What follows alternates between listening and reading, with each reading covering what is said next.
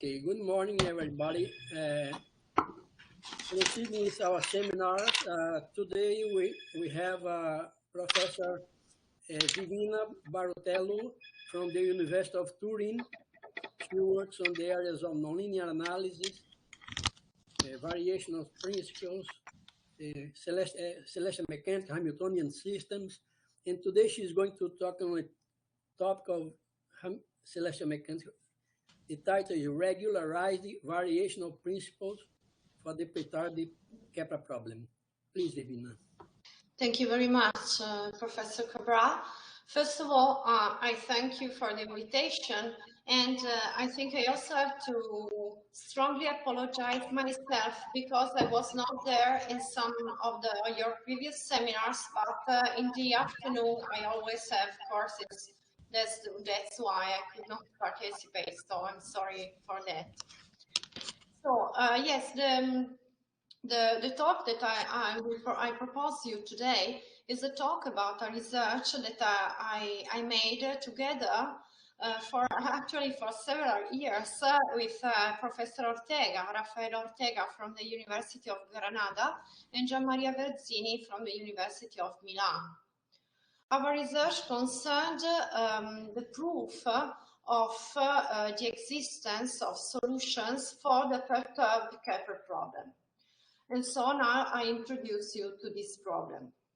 What we are looking for are solutions for this problem. So when P is 0, this is the classical Kepler problem, while when P is not 0, I call it perturbed Kepler problem. The variable x, the unknown x, varies in d-dimensional space, with a d at least 1, of course. In particular, the result that I will talk about today are in dimension 2 or 3. Maybe I'll just tell you something about other dimensions, but I'm not sure about. The perturbation P is, let's say, more than a perturbation because it is a C1 function, T periodic, and I don't have other restrictions on P. So B can also be very big. It's not just a small perturbation. It is well known that classical solutions of this dynamical system do not have collisions. That means that at every instant the particle that is at position x is not at the origin.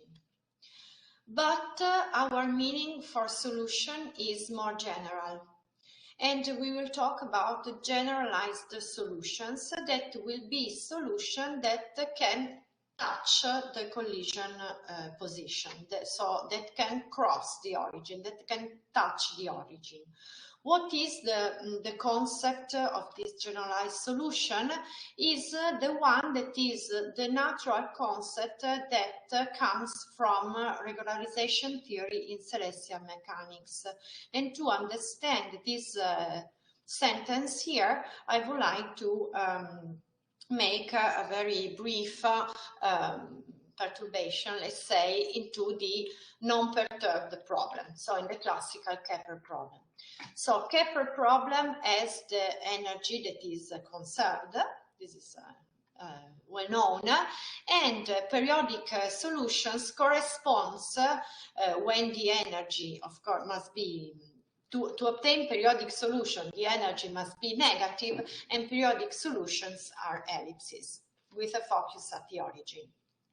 Fixing the minimal period is equivalent to fix the major semi-axis, and for instance, these are pictures of some ellipses with the major semi-axis on the horizontal line. But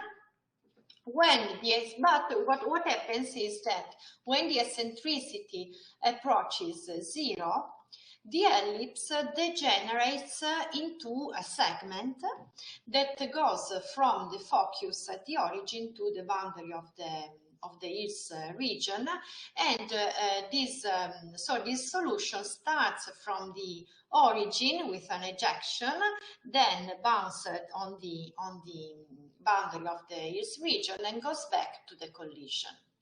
So it seems natural, let's say, to consider this segment solution, this one-dimensional solution, as a generalized periodic solution.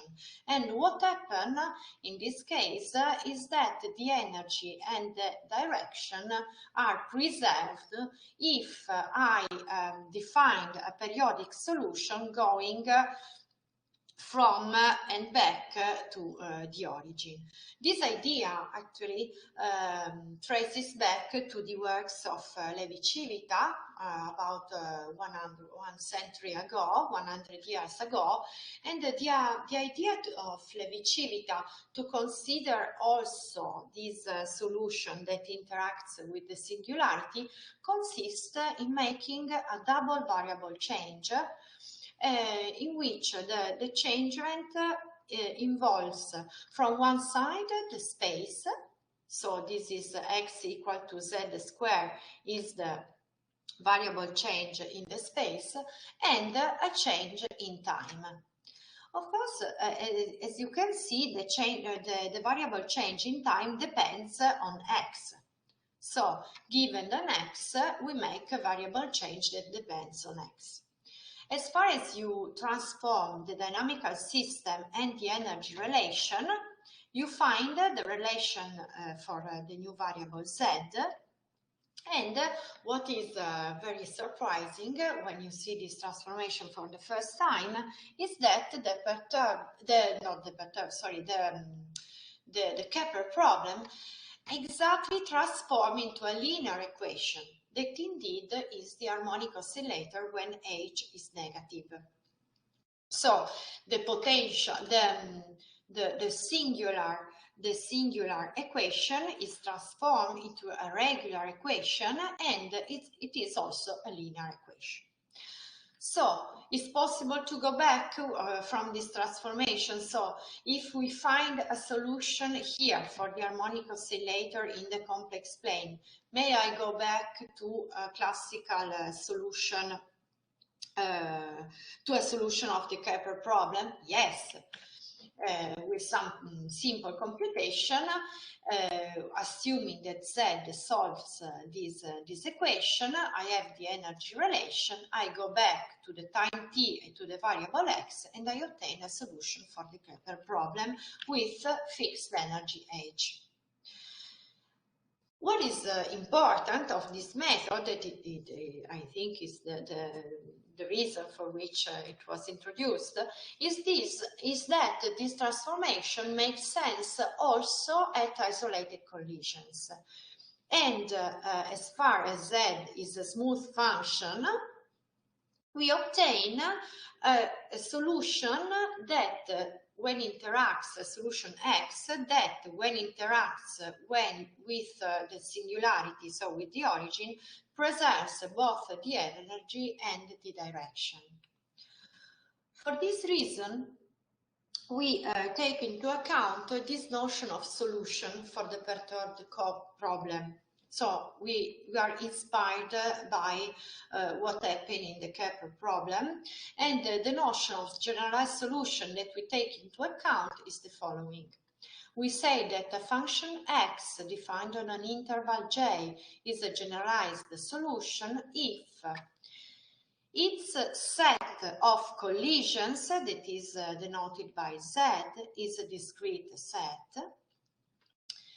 For any open interval contained in the complementary of this set, the function x is C2 and satisfies the Kepler problem. And as far as I have an instant in which x is 0, so in which I have a collision, the right and left limit of the normalized position and the right and left limit of the energy exist and are finite. In a case of isolated collision, actually you just have to check that the right and left limits are the same, because we already know by Sperling estimates that this limit exists. Okay. This notion of generalized solution is not something that we introduce, but it's something well known. So this notion, let's first talk about the second part of the slide. This notion of generalized solution has been introduced by Rafael Ortega more or less 10 years ago in a paper that appeared in 2011. And in the same paper, what he proved is that in one dimension, the perturbed problem admits infinitely many solutions for every choice of P. Just a few years ago, a couple of years ago, Boscagin, Ortega and Leitzau proved the presence of infinitely many solutions for the problem, but just for small perturbations P. Indeed, in this paper, they used the perturbative method to do that. While in two dimension, in another paper, Boscagin and other authors prove the existence of one solution for every P. Okay. The main technique involved in this paper are regularization from the Hamiltonian point of view and just classical Lagrangian action. Okay, this is what is already known for this problem in terms of generalized solutions.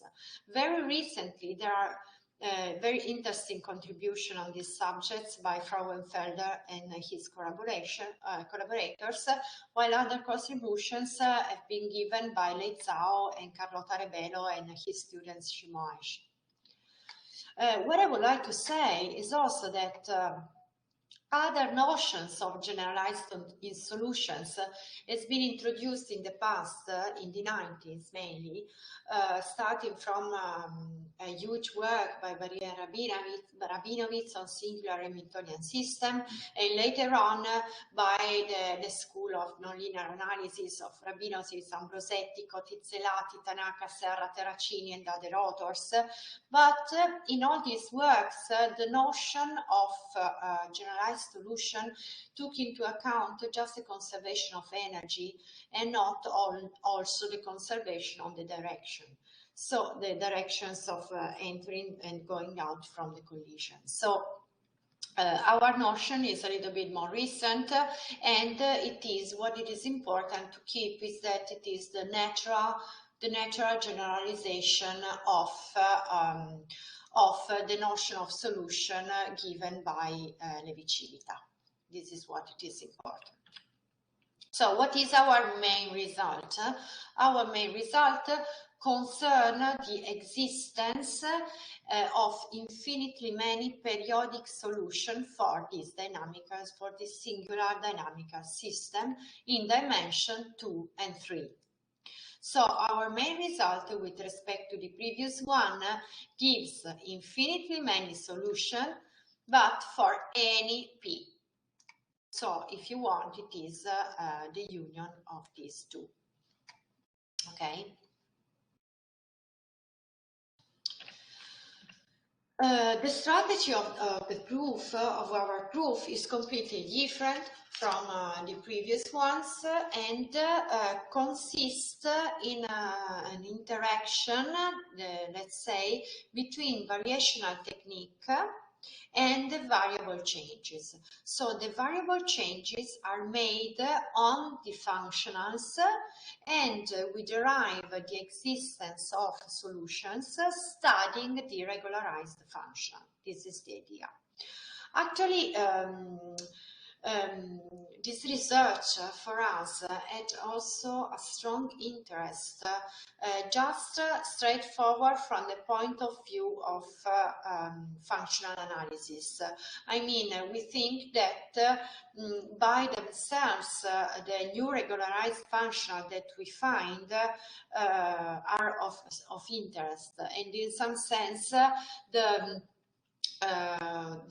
results that we proved for existence of solution are in some sense an application of this study.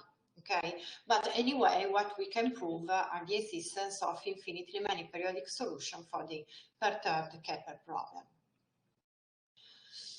So the idea is the following. We start from the classical Lagrangian action that has some well-known problems. Indeed, when you try to apply the variational methods to this functional, you find that first of all, that you can find a solution that on collisions this action can be finite, so you need to deal with collision solution, but this is not a real problem for us because we are interested in generalized solutions, so solutions that interact with the singular set. But the second problem here is the lack of compactness. This lack of compactness is evident as far as P is 0, because if you don't have this term here and you take constant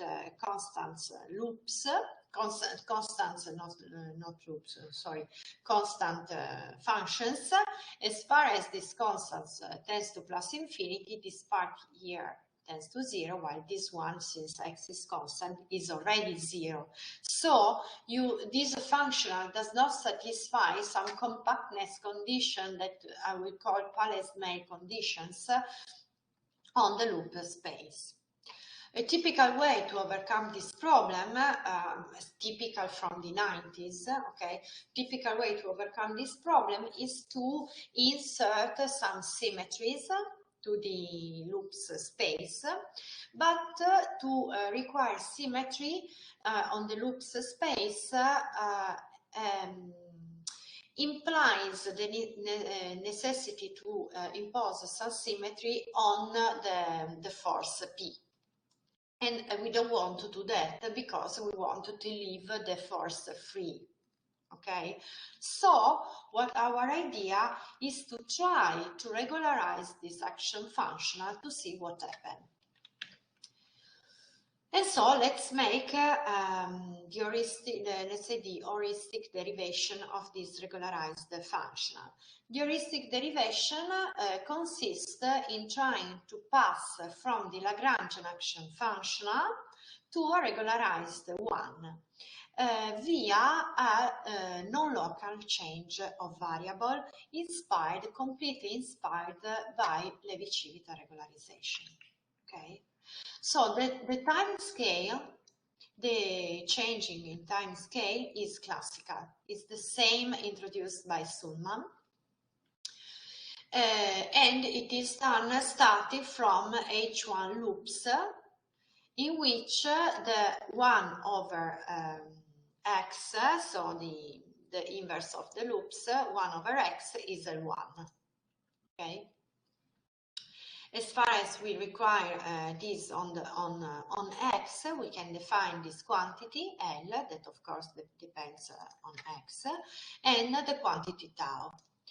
Tau varies in 0, 1 as far as t varies in 0, capital T.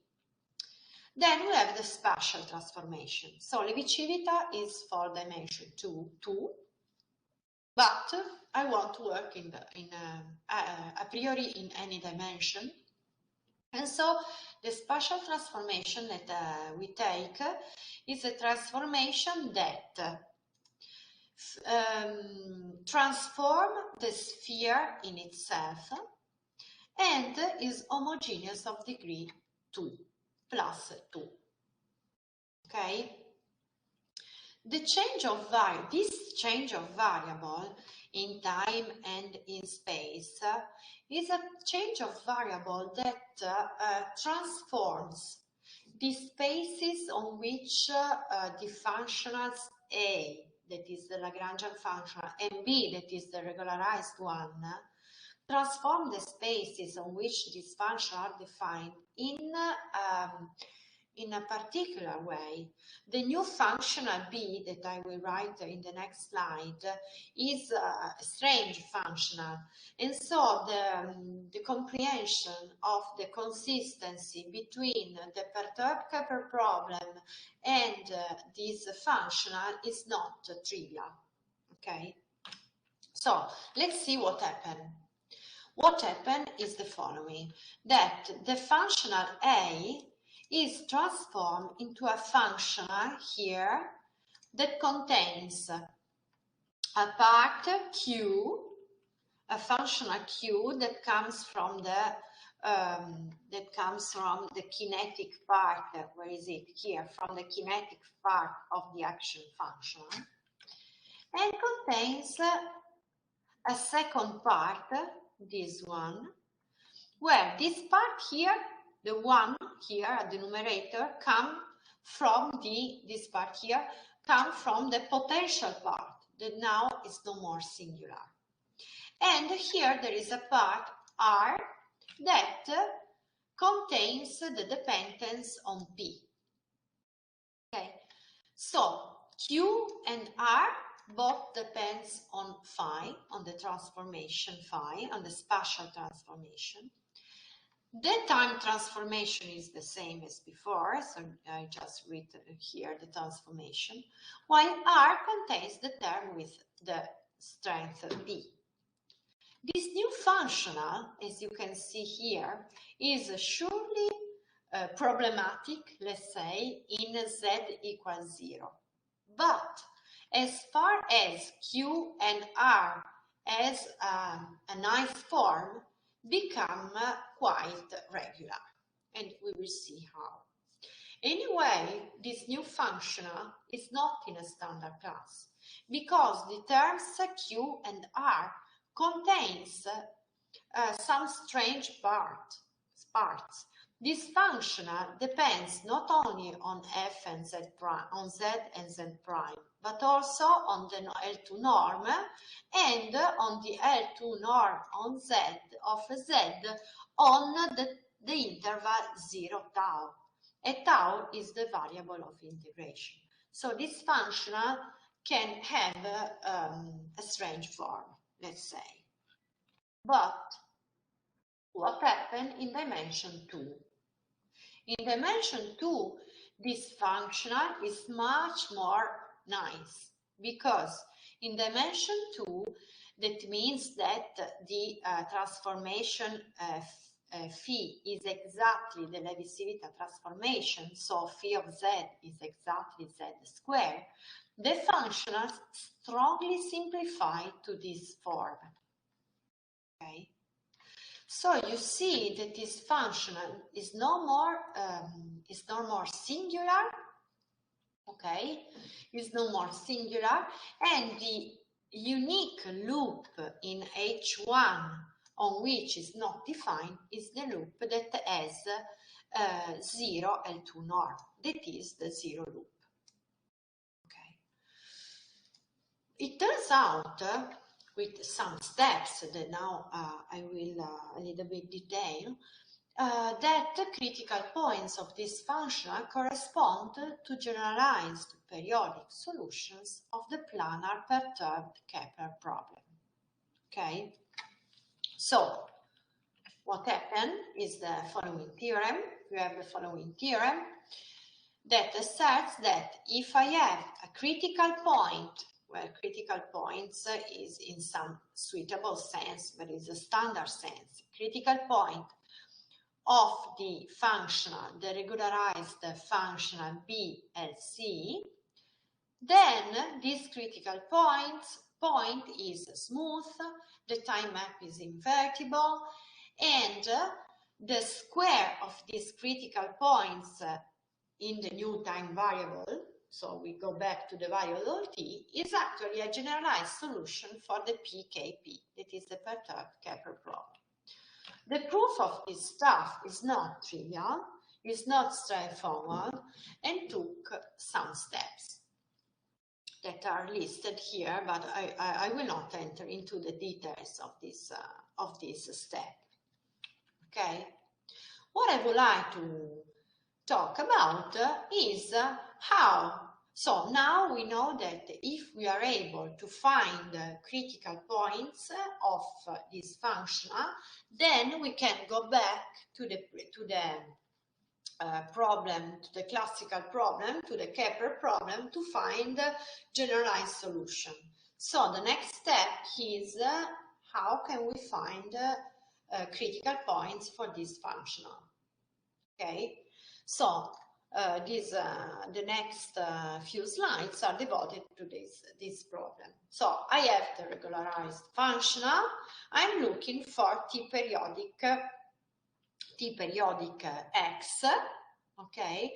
And so the first attempt that you normally make to do that is to look for one periodic loops for this regularized functional. But so W1 is the space of one periodic loops, but you immediately remark, okay, it's quite immediate, that the compactness condition that I call Palais-May condition fails on this loop space.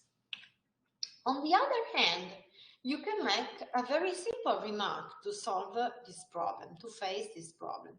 The remark is the following.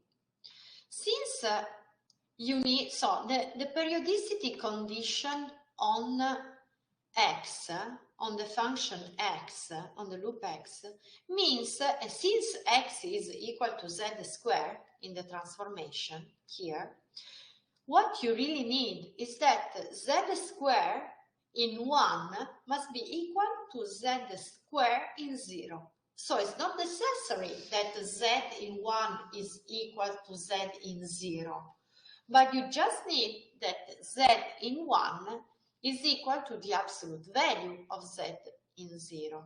So maybe you can try to look for periodic solutions for BLC in this space here of antisymmetric function. Okay, so here you are on an interval 0, 1. That means that you can double the period, you can double, not the period, the interval, constructed to periodic functions on which the functional BLC is defined. So, we look for periodic solution of the classical problem. We go to another problem that is a regularized problem via functionals. Okay, so we have a regularized functional, and we impose a symmetry on Z to look for solutions. This symmetry on Z makes the action functional satisfy the Palais-May condition, so the compactness condition, and it is possible to apply different methods of different variational methods, let's say. Okay. What is important is that imposing a symmetry on Z, on the double of the period, we do not need any further assumption on P. That is what we wanted, okay? And so a generic periodic X is associated to a two-periodic antisymmetric Z. So the point is, how can we find two-periodic antisymmetric Z? Okay, so this is next step. In order to find such antiperiodic critical points for the regularized functional BLC, we need to make some remarks on the symmetry of this functional. What we really need to remark is that this functional is even, regardless of P. So the functional is even. The functional satisfies the Palais-May condition at every level. This is proved. We can prove this. Once we can prove these two facts, a big machine applies, and this is the machine of variational methods, of the variational method that is called of Krasnodębski genus. It's not a straightforward method, okay, but it is a method that is based on minimax techniques. The idea, very briefly, is the following. The idea is that you can prove the existence of infinitely many critical levels for the functionals, for the functional BLC. And these critical levels are characterized as infimum on a set of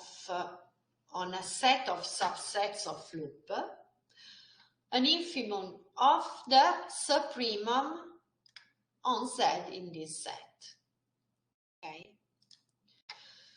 This set that I call AM with the same index M of the critical levels are closed subsets of the functional space where we work. And this subset has some special, let's say, geometric property that is a special value of the genus.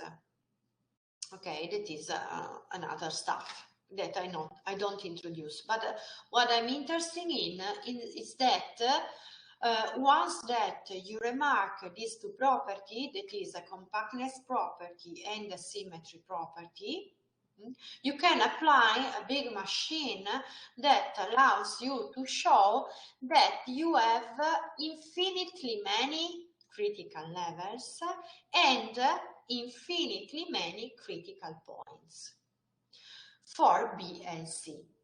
Then what you prove is that to any pair, because now you make the square, okay, of critical points of this regularized functional, correspond distinct periodic generalized solutions.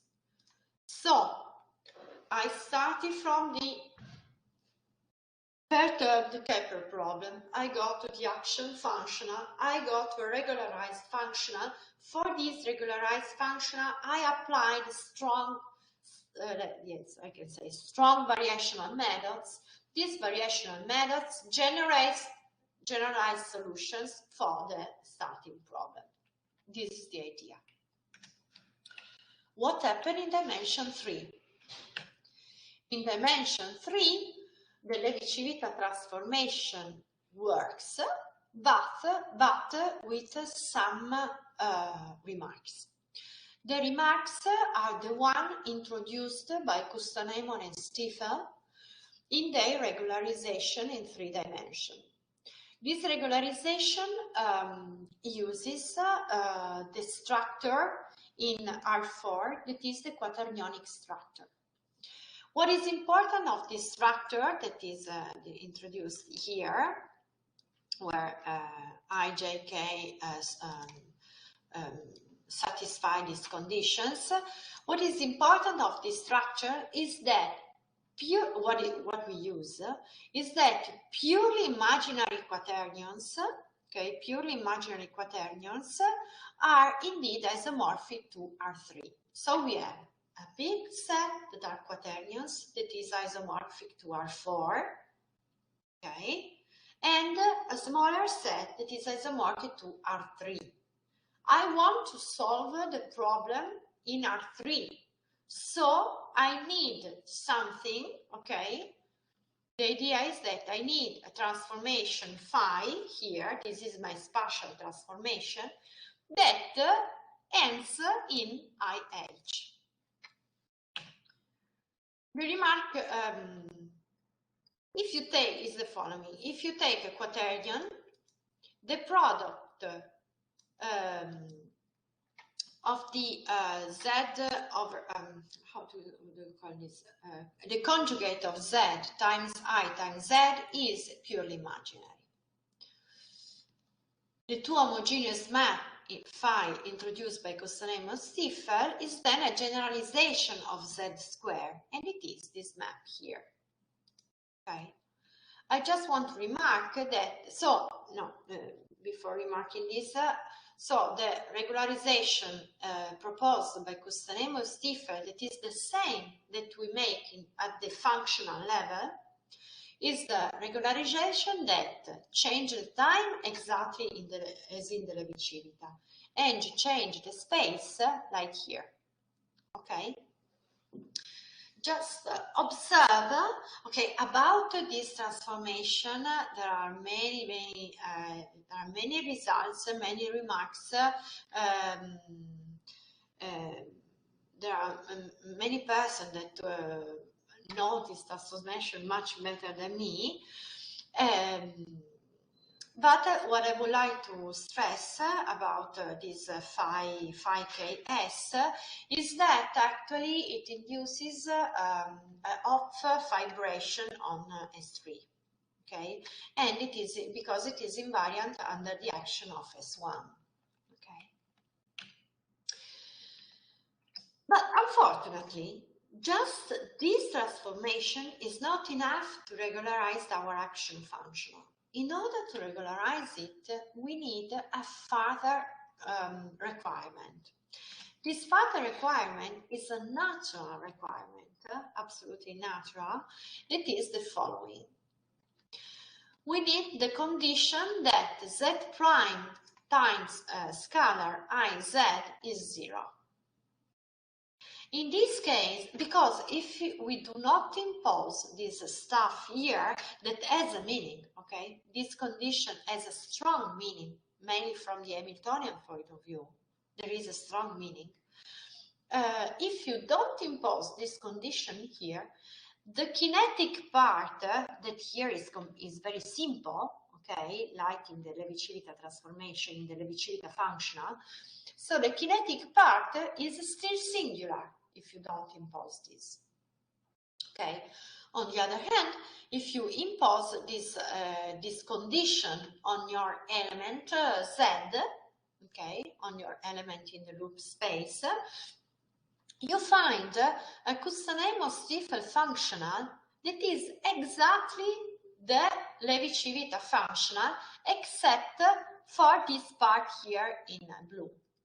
Okay, because in the Levi-Civita one, here you have Z squared, but all the rest is exactly the same.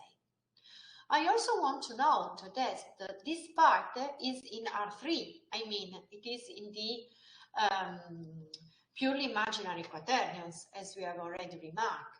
And so, also P is in, P in R3 can be understood as an element of IH, and a choice of P0 different from 0 will not have any effect on the functional. Okay? So, what can we prove is the following theorem. That is exactly the theorem that goes from critical points to generalized solution as in the planar case. It is exactly the same result. And so this theorem states that if I have a critical point of the Custanemo-Stiefel functional, and if this critical point satisfies this further condition, then I have a generalized solution. Let us remark that this further condition here is written just in one point. I'm asking that just in one point this condition is satisfied. This is enough. This is enough actually because the reason that you have behind this, so technically is enough, but the reason why this is enough is that this quantity z prime times iz is a first integral for the problem, for the regularized problem. Okay. Let us remark that this condition is trivially satisfied if we deal with the Dirichlet or Neumann conditions, because it is satisfies at the boundary. It is satisfied at the boundary.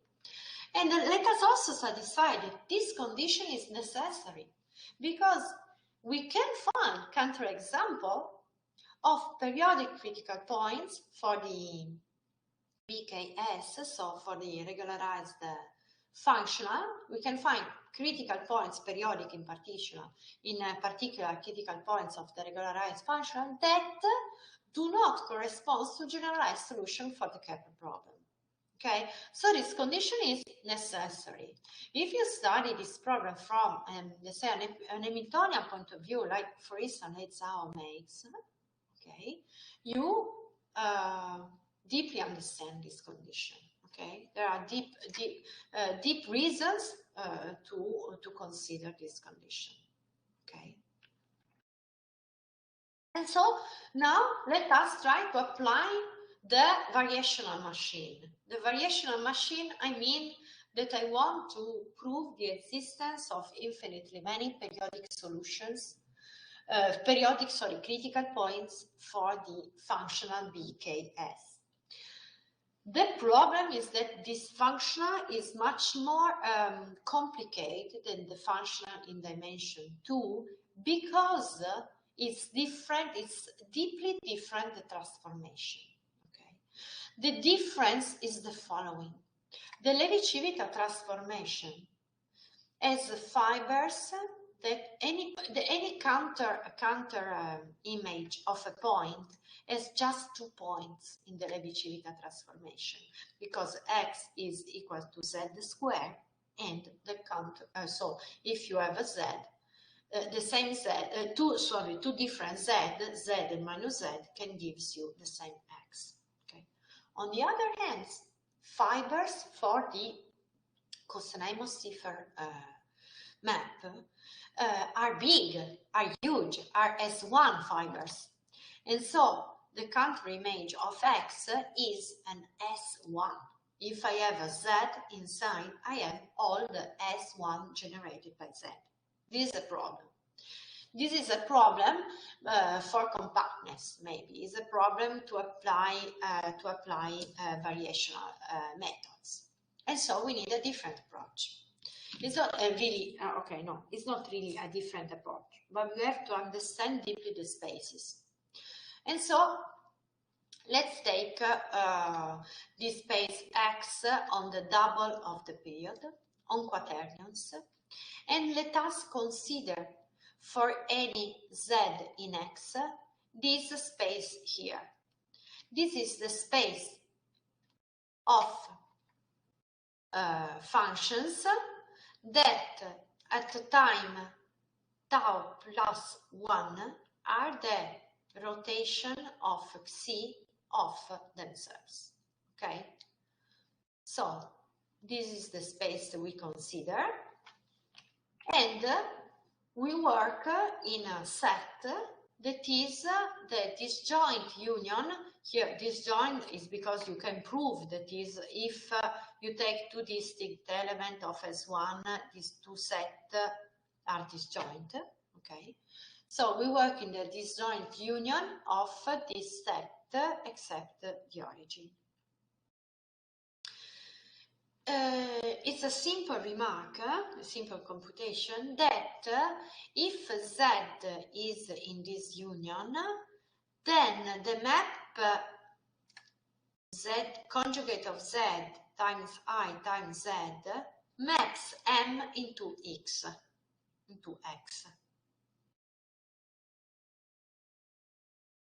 Okay, so into h1 of 01h.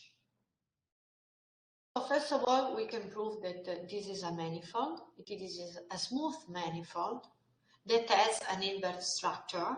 So we prove this is a boring proof to show that this, okay, because we work with Atlas and so on.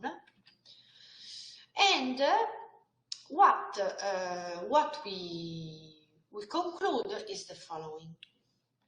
We take our functional, we work in this set, with here the period is doubled, and we prove the existence of infinitely many T-periodic generalized solutions still using a genus theory.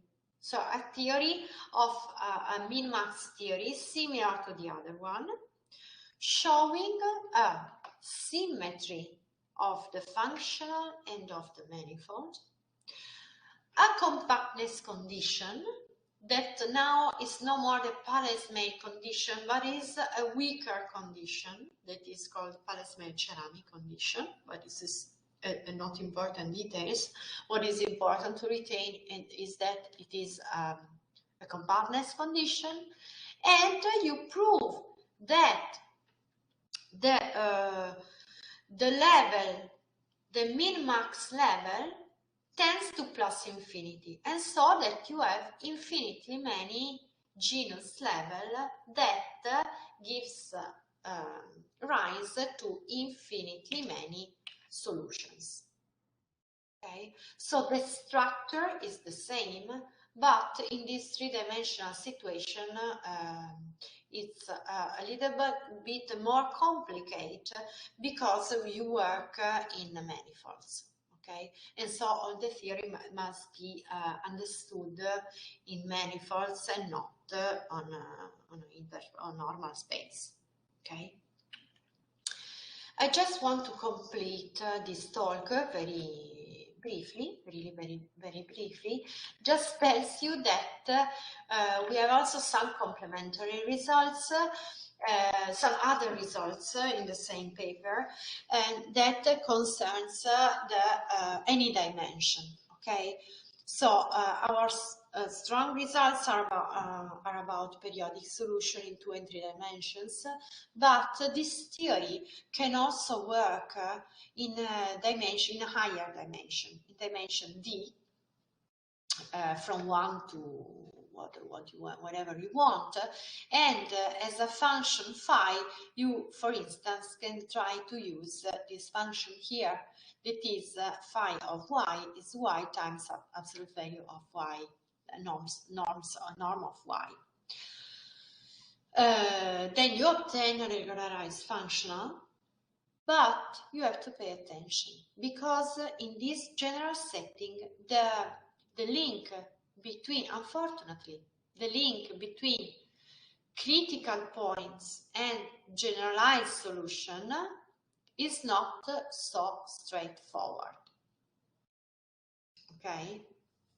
Indeed, in this case, if you have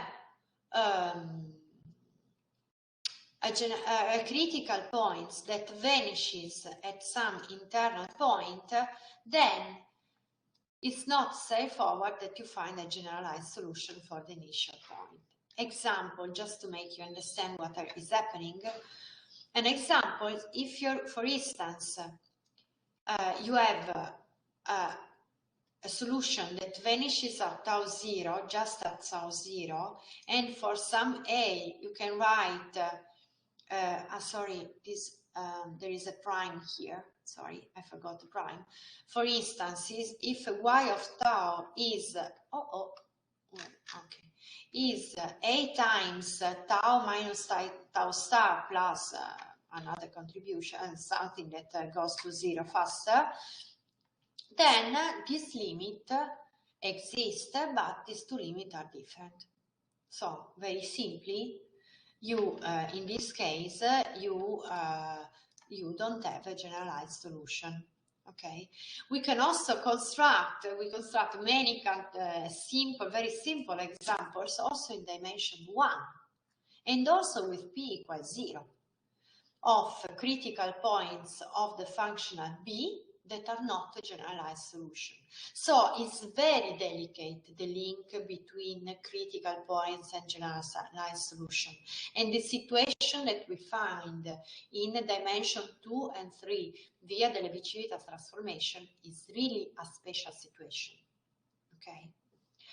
I just conclude with this slide where I mentioned the result for the Dirichlet problem. These are much less interesting, okay, because what we could prove is simply that if we look for Dirichlet solution of the problem, so solution that starts and ends in the collision, then we can find that the minimizer is achieved on a solution that does not interact with the collision set, and then for any minimizer we have a generalized solution. In particular, doubling the period, so here we are working in 0t. If we yes, we are working in 0t. If we take a periodic solution starting from d0p, not a periodic p, but 2t periodic p with a parity condition, we ask that it is even, then the minimizers can be extended to even function to periodic loops such that the corresponding x is 2T periodic generalized solutions. Okay, but okay, I once more stress that the important results are the one on periodic solutions. And I think I can conclude here. Thank you very much. Thank you, Vivina.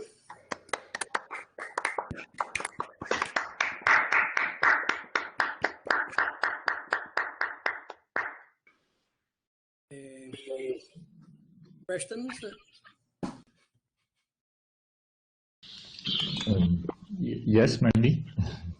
Just a comment about maybe historical subject.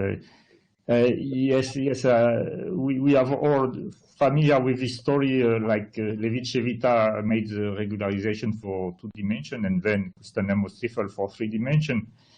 And you are familiar with this reference 1920 by Levi-Civita. But once I discussed this with Gronchi, Italian also, the paper is in French, and he told me this is completely wrong because the Levi-Civita 1920 is about the 3D problem, not about the 2D problem. This is quite surprising, but if it is written on the second page. Levi-Civita said, yes, 15 years ago I published the 2D case. And then now, for this time, I tried the 3D case. I tried again, and then I succeeded finally. And then in 1920, Levi-Civita published indeed the 3D case, which is not Kustanamo-Stiefel. It's another idea. It's taken from Darboux, a paper by Darboux. And also, Gursa, I think, gave some contribution, no, on this. Also, Gursa. Maybe also yes, but I think it's very interesting. This paper, 1920 by Levi-Civita, was never read indeed. Nobody read it at that time. It is in French. Even I didn't read it. I didn't understood it completely, but it's very interesting probably to read it. Thanks for a nice talk. I don't think that you work with quaternions. Huh? I don't I think not related by quaternions. I think it's any dimension. Problem with quaternions is that you have a special several way in a special dimension, but of course clearly you can see that any dimension is the same problem. You don't have to have a special trick for any dimension for.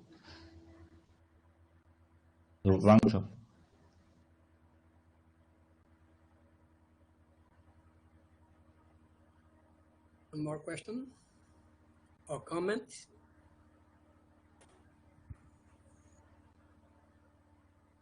Okay, let's thank the speaker again.